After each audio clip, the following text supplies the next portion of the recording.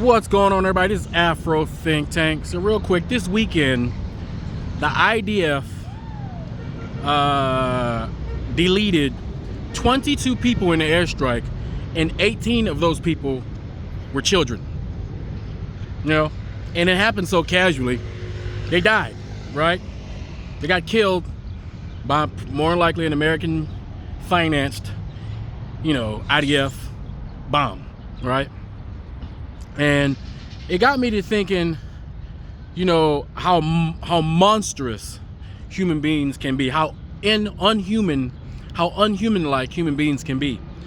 And it made me think of a question. How much of a barbarian, how much of a subhuman does a group have to be to justify the transatlantic slave trade the way it was conducted? Now, you would have detractors say, well, everybody had slavery. That's like their go-to. Everybody did it. That's how these particular barbarians like to cop out of their own individual, as a culture, as a group, responsibility for their cultural practices. Everybody, but everybody didn't do that. Okay? Now, slavery, which I'm actually going to do a video about the different types of slavery in Africa, right? And the different forms of what we consider or put in the category of slavery, right? Which this capitalistic employee system could be put in that category of slavery, because that's what it is, right? I'm going to do a video on that because some people seem to think that Africans' form of slavery is the same as Europeans' form of slavery. Therefore, everybody was being done like shit in at the same level, right? Which is absolutely not true, right? But it gets you to thinking, how barbaric and savage and subhuman do you have to be as a society, right, to justify it, get along with it, and let it happen next to you without you saying a word, right?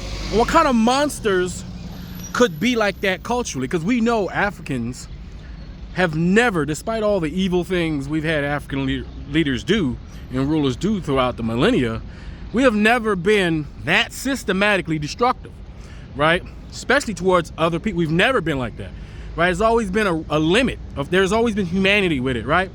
But these people, these monsters, these barbarians, they don't act like human beings.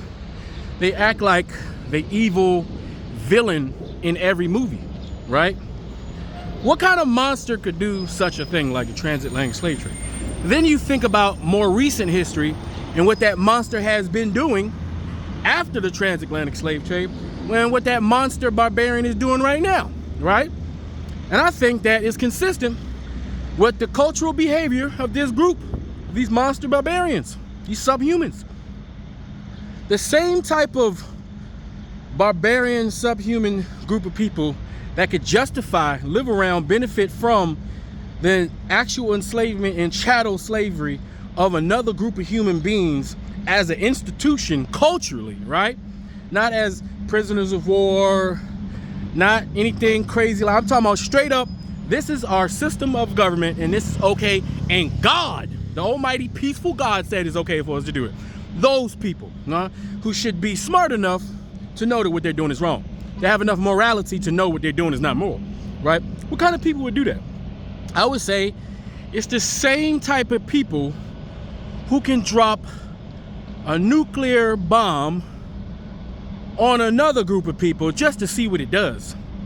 I would say that. Like, think about it. There's only one group of people on this planet that's ever actually dropped a nuclear human extinction level death tool on another group of people. So I think the same group that could enslave a group of people for 500 years plus could also drop a nuclear hydrogen bomb on another group of people, right? Just to see what it does, right?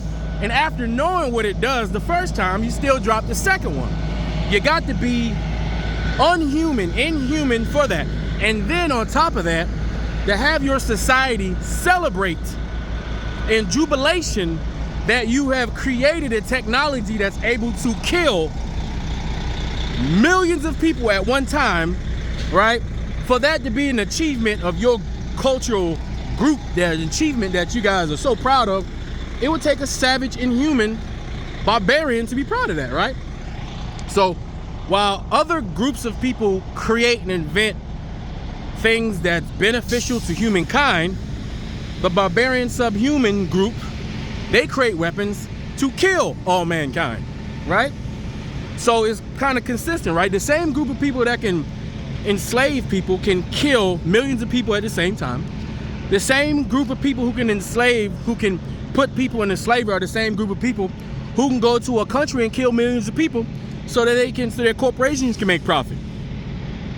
Yeah. The same group of people who can enslave, like, 'cause when you think about it, like, what were they thinking back then?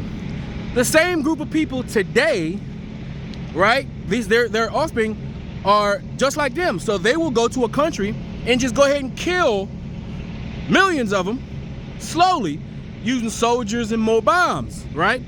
But let anything happen to them, it's world news. The same group of people, you know, are the ones who can go take over somebody else's land and commit genocide over and over again. That's what we're seeing in the Middle East, right? Like, these are the same people. The same group of people that can justify the transatlantic slave trade can literally watch African Americans being basically lynched by the policing structure of its country and not even care.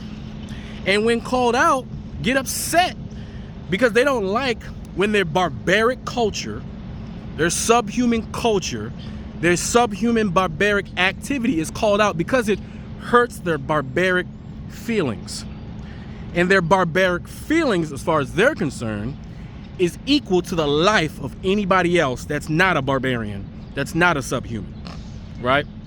So they put more weight on having their barbarism called out than they do on the actual barbaristic activities. They actually see their barbaristic activities as manifest destiny through their fantastical religions, which they got from African spirituality and African culture, right? And various other little groups, you know, that they stole things from. So think about it. These are those types of people, you know, who can go into your country and steal all your stuff. And after history being told that, hey, you guys stole all our stuff, they still can find a way to put together some word salad to justify them not giving back that said thing. Like, these are the same barbarians. So when people think that barbarians have changed, when people think that these subhumans have changed, they have not. What has happened is African people have been advancing society with all of our inventions and ingenuity, and the barbarian themselves has just been using the advanced technology to continue their barbarous ways. And then they in turn invent more barbaric killing machines, which they are currently doing right now, right? So that they can learn, so they can kill more and be more efficient in anti-life policies and actions, right?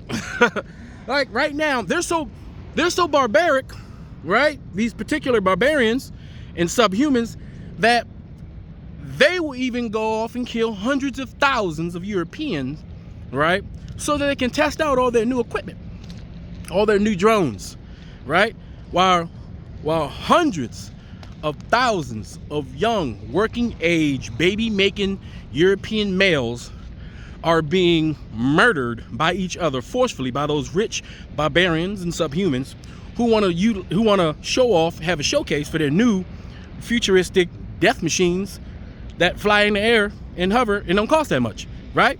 Much cheaper than multi-million-dollar bombs. We can make this $40 death machine that fly in the air. It can shoot 40-millimeter freaking mortar rounds right over top of your head.